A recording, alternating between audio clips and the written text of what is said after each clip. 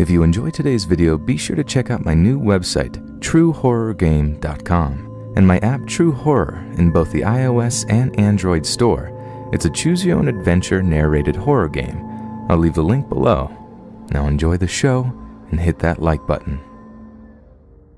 A few years ago, 2012 or 2013 I think, since I was still in high school then, I was at a party with some friends, and as the night goes on, maybe 11 or 12 at night, one of my friends and I go outside to have a cigarette.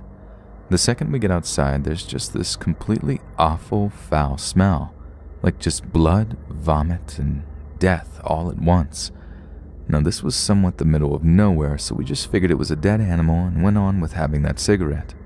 Less than a minute later, we hear something move in the dark, and sure enough, a deer comes hobbling into the very edge of the porch light. So we just mention, how cute, and the like. But then I noticed something. One of its front legs was messed up in some way, and I'm talking like broken and multiple places messed up. So my friend and I are slightly off-put by this, and finish up our cig and go to head inside. However, right as we start to do that, one of the two porch lights goes pop and goes out. So now it's less light outside, and this deer is back into the darkness. So, a bit giddy, we both do this fake scared squeal at each other and turn around to go inside. That's when we heard it, that undeniable sound of nails on the concrete patio. We both slowly turn around to see this hunched over, rotten coyote doing this very slow, very unnatural crawl towards us. We go from 0 to 600 paralyzed with fear almost instantly, until another one of our friends playfully pulls us through the open door, telling us to get back to the party. To this day, I have not experienced anything like that, and it's one of the most horrifying things I have ever experienced.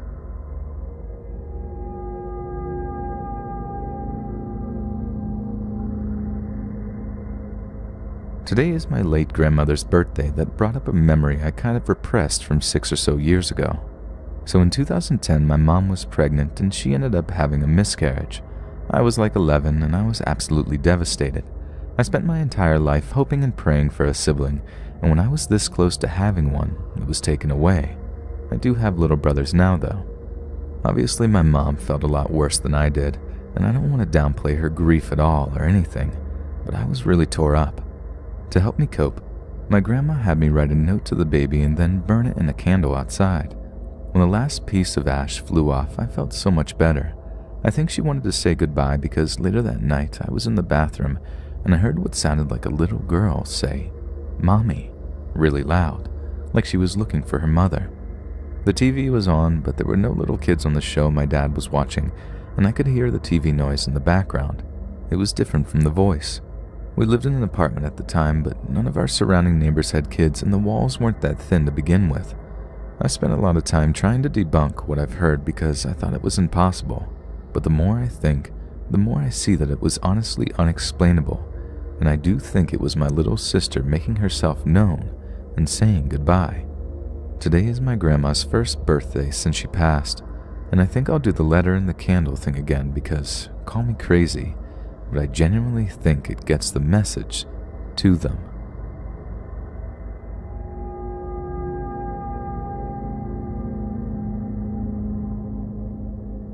This was told to me by a neighbor years ago.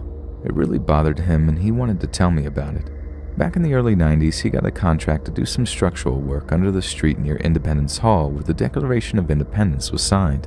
It's a national historic park in the States. He went down the manhole to the tunnel under the street and looked around at the connecting tunnels. Some other men were doing work above ground. He was working on some wires near the open manhole when a guy wearing a white shirt and dark pants leaned up against the wall near another narrow tunnel. My neighbor friend turned to him and said, "Whoa, where'd you come from? You scared me." Thinking this guy was another worker, the guy said, "What needs to be done here?" My friend proceeded to tell him, but then when he turned around, the man wasn't there. He figured he didn't want to know or got bored. He didn't see him pass him to the exit. When he finally went up, the foreman went to close the cover. My friend said, "Wait, there's someone else down there." The foreman looked confused, counted the 3 other workers and him, and said there was no one else in the job.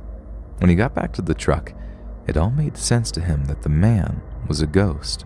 The odd clothes, the disappearance, and he realized he never saw the guy's face.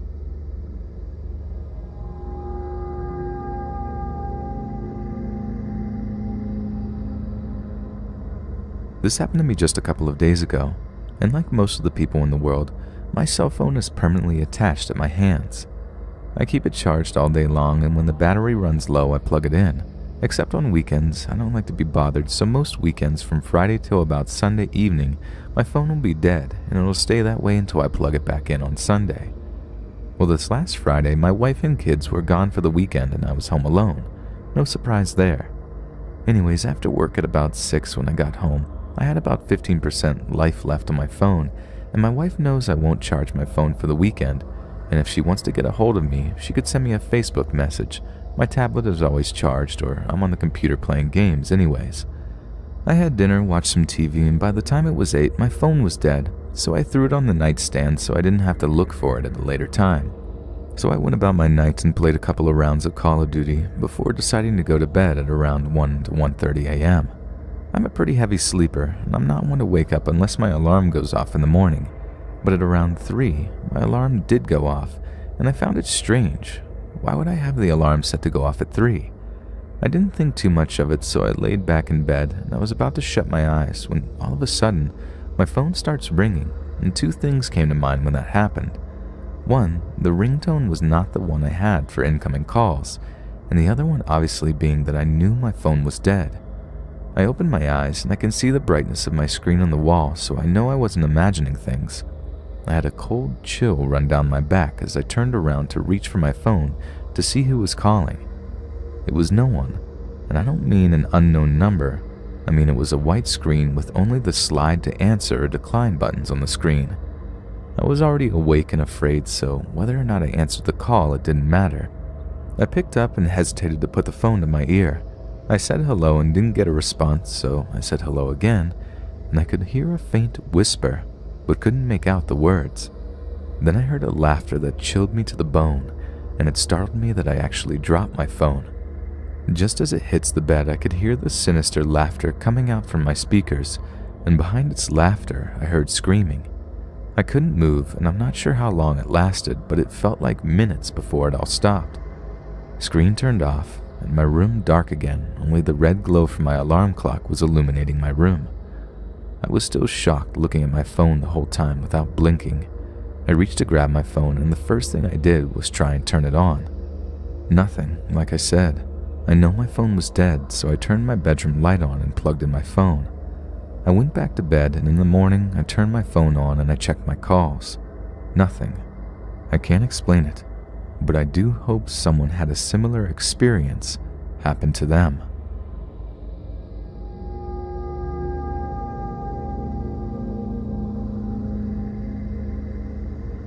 I just moved into an old house in an unfamiliar area out of state. We guesstimate that it was probably built in the 30s. Well, it started out that my boyfriend and I would see weird shadows in the hallway outside our bedroom, always at different times. We just decided to talk about it one day, and I guess we both have noticed it. I've also seen goosebumps on his arms, and his hair is standing straight up sometimes when he walks through the hallway. Next, whenever I'm in the bathroom, I get a whiff of scent that I know nothing in this house should smell like. It is old, musky, kind of baby powderish, like how an older woman would smell. Now recently, we have been hearing noises, random knocking, and today I came home from work, walked through the hallway and said, "Hello, hallway ghost." A few minutes later, I was grabbing something comfy to wear, and I heard this weird ringing noise, like a ringtone, but it definitely wasn't my iPhone, and there is nothing in the house that should be making a noise like that. It is still pretty empty, and we don't have much for electronics. I brought it up to my boyfriend when we got home, and he said he had heard it as well. So I'm not exactly sure what is going on, but it definitely seems like there is a spirit or entity here. Nothing evil, just there, and I firmly believe in an afterlife as I have seen ghosts before. There's no talking me out of this one.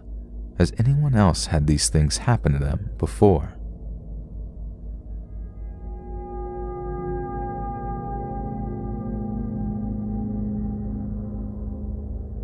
First, this is going to sound insane, so I am going to do my best to give you all the info in the most logical order. Here are the facts. Fact: my boyfriend and I are the only two people with keys to my house. I do not have company over, and no one knows my schedule but my boyfriend. My boyfriend is no way involved in any of this.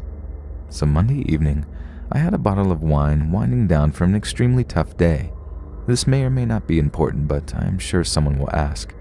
My daughter and I were the only people in the house. She asked if she could sleep next to me, and I said she could. We got into bed at 9:24 p.m.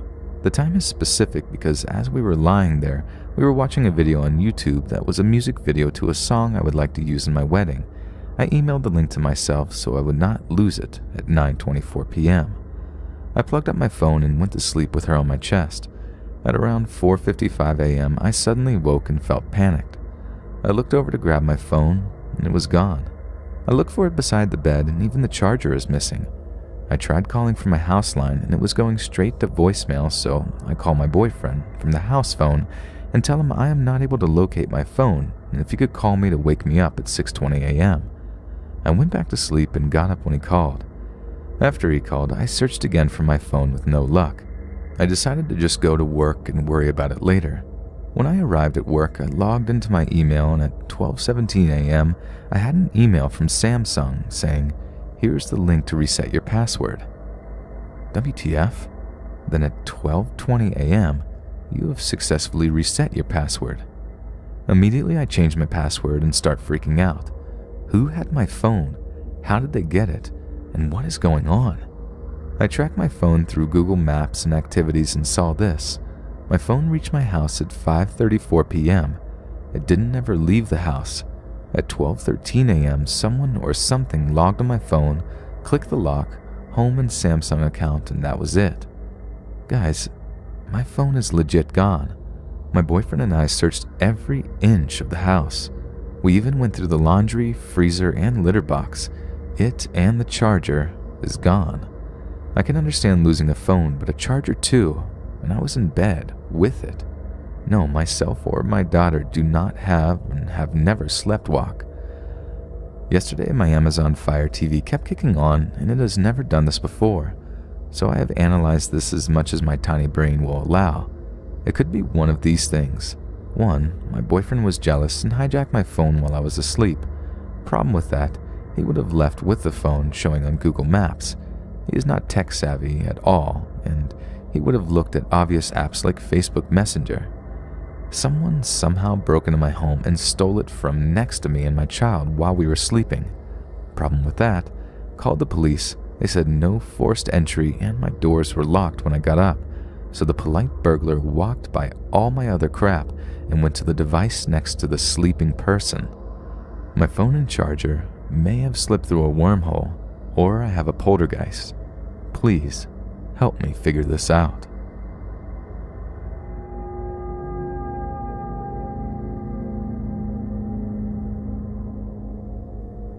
I'm not particularly religious, but I'm not an atheist. I've always been terrified of spirits, ghosts, and exorcisms, and pretty much everything paranormal, so I've pretty much avoided contact with anything since always.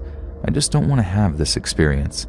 Besides the fact that this thing makes me feel really bad, I'm a person with tons of interests and projects, and I just don't want this to occupy any space in my life. From what I've seen, people who are open to this kind of interaction often dedicate a great deal of time towards it. Obviously, I find it interesting, but I just like to hear the stories. Well, since 2007, I've been having more and more frequent kinds of situations. I feel like something definitely is happening. Some of them have been very explicit. Some of them have been very explicit. Some of them, I'm not even sure some contact has happened at all, but still they make me feel very uneasy. Here are some of the things that happened.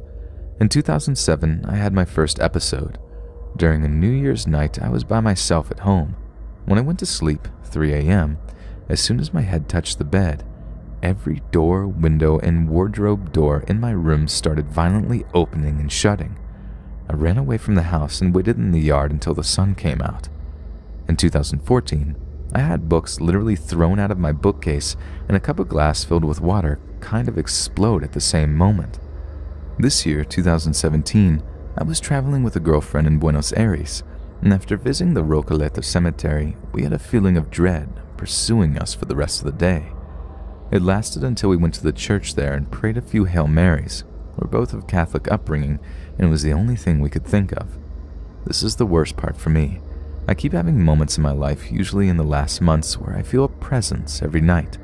I don't see anything, nothing exceptional happens. I just feel something very weird on my back while on my computer, and just feel uneasy when I'm in bed. Sometimes I wake up to whispers or movements, but see and hear nothing as I try to detect something. If I have a girlfriend sleeping by, I don't feel this at all. It just happens to me alone. I'm writing this right now because I'm at one of those moments that I'm just tired of feeling uneasy all the time. I don't know what to do. Sometimes I think it would be better if I tried to communicate with whatever it is and solve the situation, but I'm afraid of opening any doors I might not be able to close afterwards. Some other facts that might be relevant. Since these events started, I've already moved 3 times, so I don't think it's location related. My sister lives with me. She says she sees spirits all the time, talks to them. We get along fine. We're not exceptionally close, but we talk sometimes, and she even helped me in some of the situations by kind of exercising my room. But one, I think she doesn't care too much, as she often dismisses what has happened, and 2, I'm not really aware of what or how she sees things. She told me once she deals with all kinds of godly deities, and sincerely I don't doubt she believes this, but I'm not entirely sure I do. So what do I do? Can it be something harmless? Should I be worried? Should I deal with it by myself or contact some kind of specialist?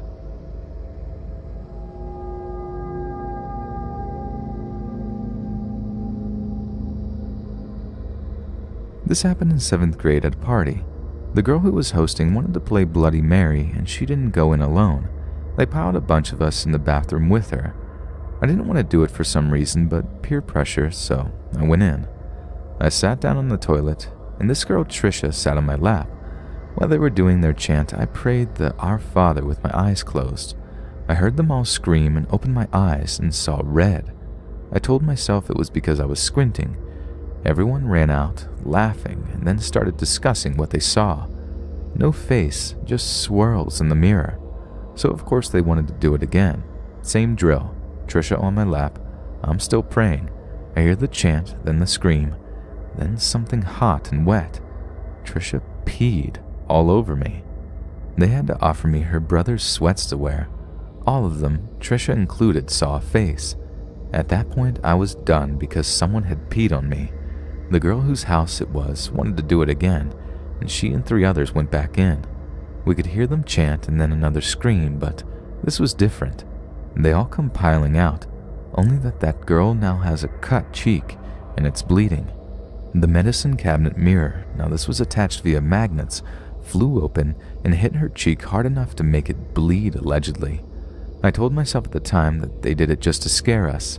Still, there was something that made me feel uneasy about her, and we stopped hanging out. One summer between years in college, I saw one of the girls at the pool. I asked her what really happened. She said that no one lied. The mirror came off the magnet, still attached to hinge, just like if someone pulled super hard to open the door and hit her. Okay, so I put this out for my friend. Not sure if anybody has had any similar experiences to games like Bloody Mary and 3 Kings.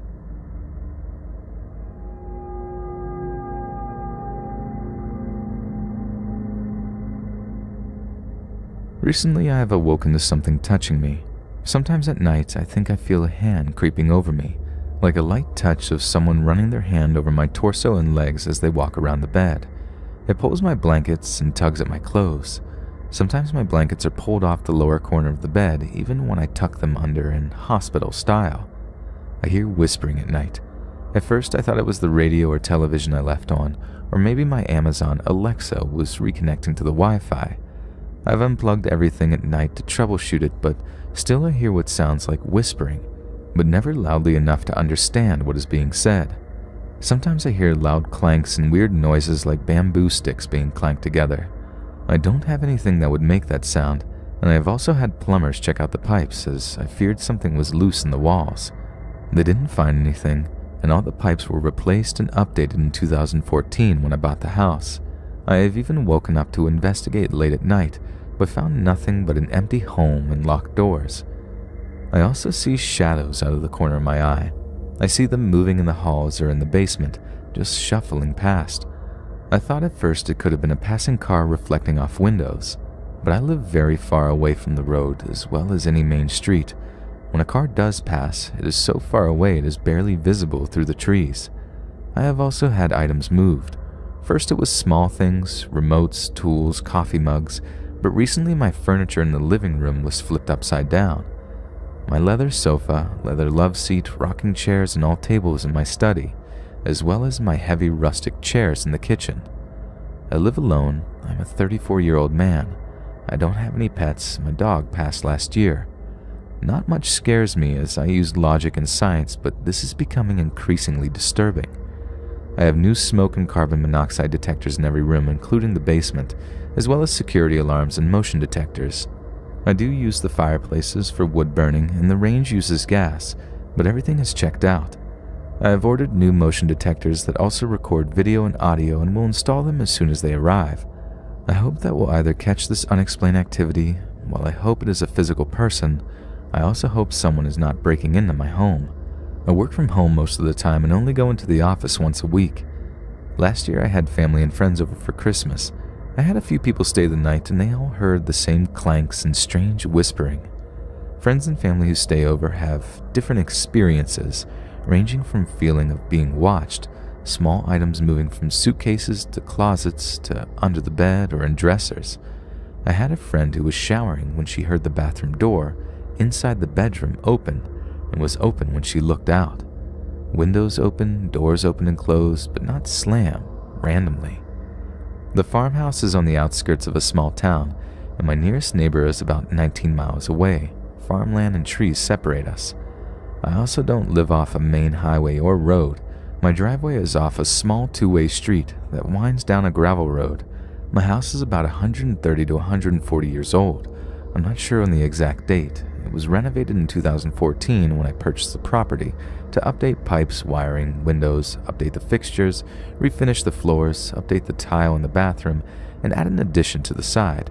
This is an attached carport and cover that extends over the driveway near the side of the house, as well as update the siding and supports. Basically a complete restore and update job. It is 3 floors, ground, first, and second, with small attic and storage space above the second floor, plus a full basement that is not finished. It is all open with a new concrete floor. I use it for storage and the laundry room is there. The ground floor has a formal sitting room, a kitchen and dining room, my study and a living room.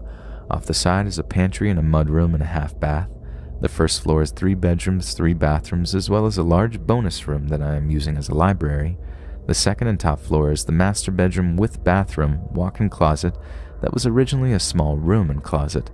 I also have a sitting and dressing room outside the closet and bathroom. My bedroom also has French doors that open up to the veranda over the side of the home. The basement originally was a cellar with dirt floors and boards to walk on. I updated it in 2014 when I purchased the property. There are 2 doors that open to the outside with steps, but they are locked from the outside and inside at all times. I don't know much about the location other than it was in the same family since it was built. It was a working farm for a large amount of tobacco and corn. There is also a large stable in the back that has not been updated since '99 or 2000, but is in decent condition. I don't have horses. There is a small cemetery in the back of the property beyond the tree line. 2 headstones that date back to 1854, the other date from 1860 to 1957. There are a decent amount of headstones in the area. It is fenced off and cast iron gates and fencing, and I pay to keep it maintained. The grass mowed and general maintenance to ensure the fence is still intact and nearby trees and foliage is kept away for the family that remain. An elderly woman in her 80s who lives in a nursing home out of state, and her great-granddaughter who lives in New York City. They have permission to visit any time, as there is a separate gravel road that circles the side of the property to the cemetery. I'm not sure if there is more family, but they seem very kind and appreciate my maintaining their family plots. Update. I currently have 3 people over. We have been friends for most of our adult lives. After 9 p.m., everyone was settling down, just unwinding from a long day of fun. We were in the living room, sitting around the fireplace, flipping through the local stations, Netflix and Amazon to find a movie or something to watch until we turned in for bed. Around 10 after, we started hearing a tapping sound. At first, we thought it was just the fireplace warming the chimney and surrounding area causing it to expand and make noise, but it was louder in the kitchen, which we discovered when Sarah, fiancée of my friend Michael, who are visiting from Ohio, walked into the kitchen to grab a drink. At first, it seemed to be coming from the back door that leads off the kitchen into the back lawn, facing the back of the property. This is said to be one of the original doors of the home. However, I did have it sanded and repainted to match the updated interior. But as we followed the noise, it seemed to be moving around the ground floor, tapping on all the windows. It was a very light tapping, but it sounded like someone with longer nails is tapping the windows. Tap, pause, tap, longer pause, tap. Once we exhausted all explanation, we had the thought that it might be Morse code, so Sarah started writing it down, but it didn't match up to letters or words. After a while it stopped, but Sarah and Mike said they heard it in the upstairs hall and in the bedroom well past midnight. Alex, the other friend staying over the weekend, also reported hearing the tapping well into the early hours from his room. But the biggest disturbance was late that night. The security alarm went off at 2 a.m. to 2:30 a.m. and 3 a.m. The alarm was a broken glass and open window on the second top floor where my bedroom is, then the first floor, and then the ground floor. We searched all around the outside, every window, including the attic and storage space area, and found nothing. I thought it could have been an animal or a bird, but we still found nothing. I have not seen any disturbances or signs of there being animals or rodents in my home. After this hour-and-a-half disturbance of our sleep, we thought it was over. Just a fluke of some wiring, or perhaps the tapping sounds were loud enough to jiggle the house, hard enough to set off the alarms. But the kitchen was a war zone. Everything was taken out of the cabinets and on the floor, neatly stacked or grouped as it was in the cabinet. Plates, bowls, saucers, spices, blender, everything. The kitchen chairs were again on the table. These are heavy rustic sets. Now since then, it's been about 5 days. I am still installing the cameras this weekend when I have more time to pause from work, but it has been very interesting nonetheless. I've had friends over helping me with a few projects and others just on a mini vacation from Ohio. I've started smelling perfume in my bedroom, especially late at night and in the evening. As stated before, I am a 34-year-old man. I do not wear perfume, and I do not have a significant other at this time, and I have not had anyone over that would have been in my bedroom or at the time that I have smelled it. The perfume smells very floral, but also old. It reminds me of an older woman. It's musky, and yet somehow it also smells like baby powder too. I and my friends have heard tapping on the windows, not just the ground floor, but the first and second floors. Even when we shine light out the window or turn on the porch lights, the tapping continues and can feel it on the glass. We have also heard moaning or crying noises. In the basement, where the laundry room is, we have heard what sounds like a woman moaning or crying. This is not a sexual moan, but more forlorn and sad. So, update. After installing the cameras, I have yet to capture anything on camera. The motion detectors activate, but nothing is on the camera when I review it. Nothing moving, nothing falling, and the kitchen has been quiet, except for things moving. I did take some advice from a friend, and kind of assert my stance on moving things, and I literally said, I live here now, this is my home, leave my things alone. You can tap and talk and walk around, but stop moving things. I don't know if this will actually continue to be okay and normal, but so far so good. But I did feel like a crazed person shouting in my kitchen. However, the perfume has continued to linger in the entire house now. It's not a huge issue, but it is not my favorite smell. I am in the process of researching the property, hoping to find some information about the house and maybe the history. Renovations. My friend said that he read that when the place is renovated and the walls are moved, that sometimes the energy in a place can increase, like stoking a fire. We mostly updated the ground and first floor. We did take out a wall to open the kitchen, dining, and living room and study, but the first floor bedrooms are still in the same place. The bathrooms were added to 2 rooms and updated the first floor bathroom, but my floor was completely redone. I opened up the bedroom in the second bedroom and room that was up there, and turned it into a walk-in bathroom with closet and dressing room. The attic and storage space is untouched other than the windows being replaced and the area being cleaned and touched up. I wonder if this is one reason for locations of the most activity.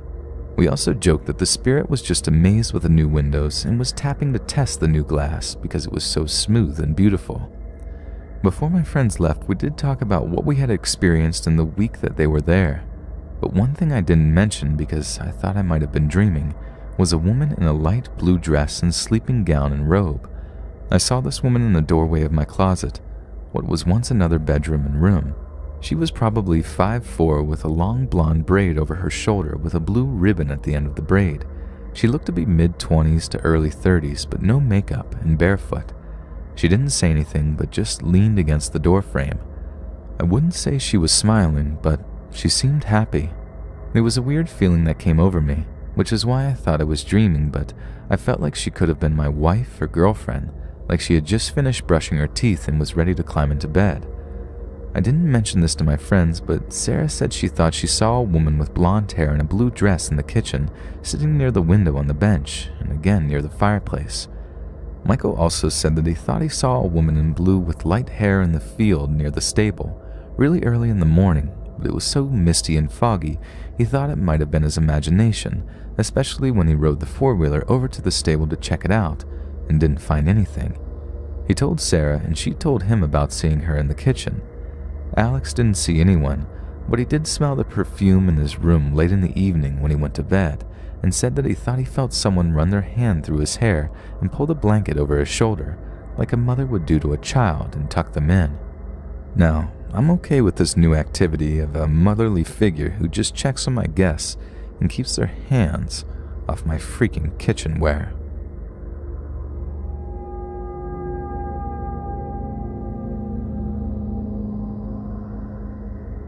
This is a story that was told by a workmate to me a while back. She's a woman in her 60s living by herself in a house. One evening she was watching TV in her living room and decided to make some tea, so she boiled some water and brought a cup and a box of tea bags from the cupboards over the sink and took them with her to the TV and continued to watch while she drank her tea, and eventually she fell asleep. She woke up a while later and looked at the clock. It was around 12:30 a.m., so she decided to turn off the TV and go to bed. So she brought her cup and the box back to the kitchen. She put her cup in the dishwasher, but instead of putting the box of tea bags back to the cupboard above the sink like she always did, she put it in one below the bench. The kitchen windows are just beside those cupboards and are facing towards the front side of the house, and as she bent over to put the box in, she turned her head to look out the window, and she saw an old man walking outside.